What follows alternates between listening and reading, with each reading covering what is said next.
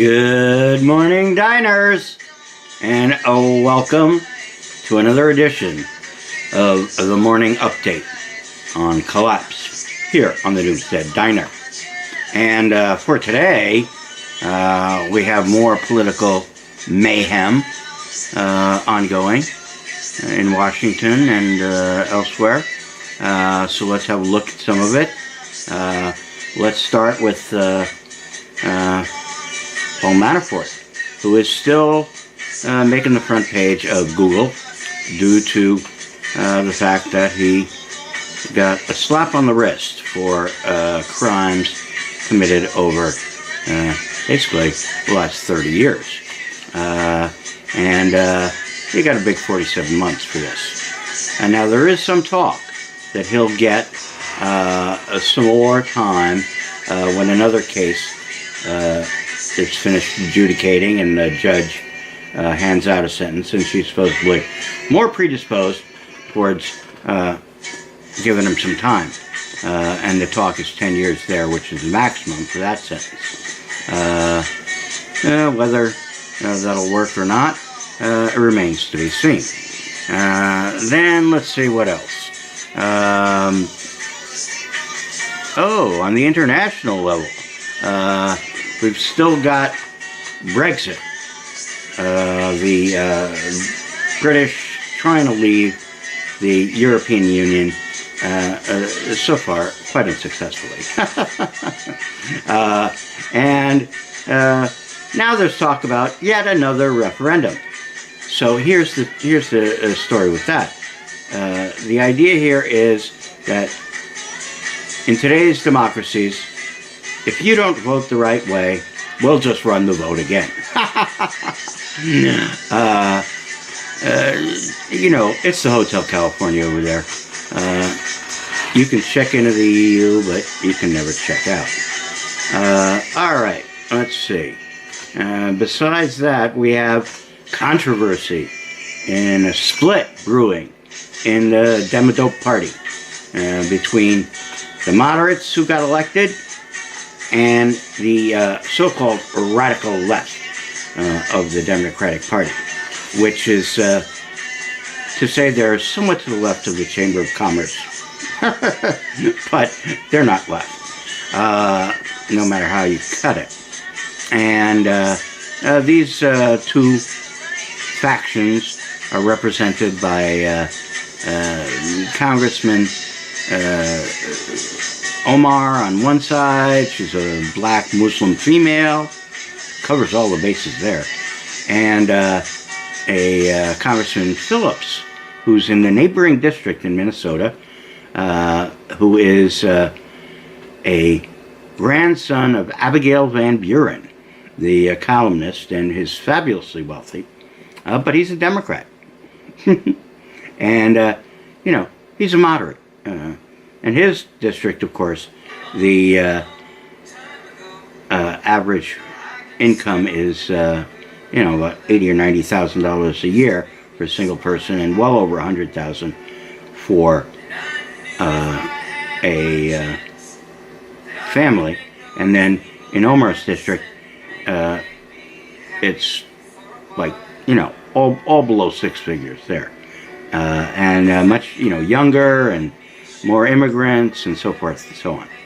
So they talk about a split brewing between the Democrats in their own party, sort of like the Tea Party split the Republicans, and who's going to win the hearts and minds of the Democratic Party, and what will help them in the fight against Trump in 2020.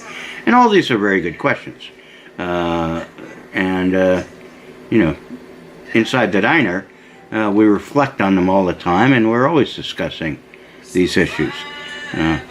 They're important issues as we approach this next election cycle. Okay, let's see. Besides that, Venezuela had to cut their power. Those damn socialists can't even keep the lights on. Every goddamn problem that the Venezuelans have is ascribed by the right-wing ideologues that we have populating our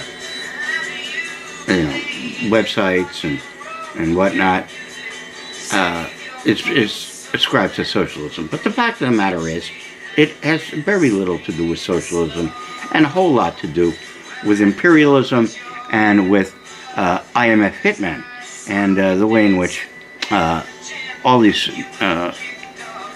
countries were funded, and then how their governments were systematically destroyed and disrupted by the government of the fascist states of America.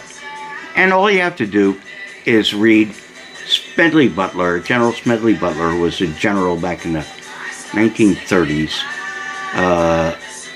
who actually was recruited for a coup against the president, against Roosevelt, but who refused it. And his stories of how he functioned as a gangster, a hitman for the big interests of Wall Street and so forth, and that the entire U.S. military is really just a strong arm kind of operation.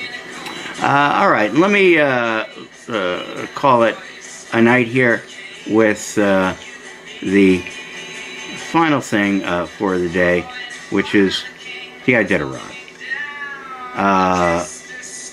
Our sports department informs me that we now have yet another racer that is in the mix, has moved into contention, and his name is Pete Kaiser, and he's a native Alaskan, born and bred here, and he is now in the mix.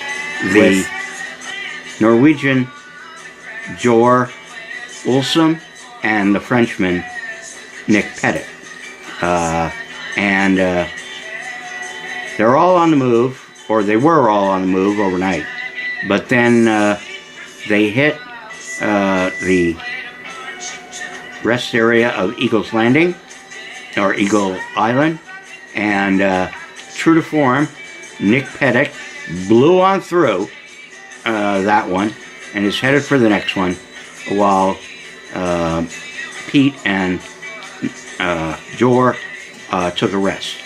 And apparently Nick thinks his team is fucking bionic, because those dogs gotta eat. They burn like 14,000 calories a day when they're on the move, and he's gonna have to stop. So I think he's gonna burn his dogs out, personally, the way he's running them. But, he knows his dogs, so you have to see what goes on. All right, that is all the doom. This time until next time on the Morning Collapse Update of the Doomsday Diner. And remember, you can join us for conversation and discussion of these topics inside the diner. And please do. We always welcome new thoughts and new insights. Hasta la vista, baby.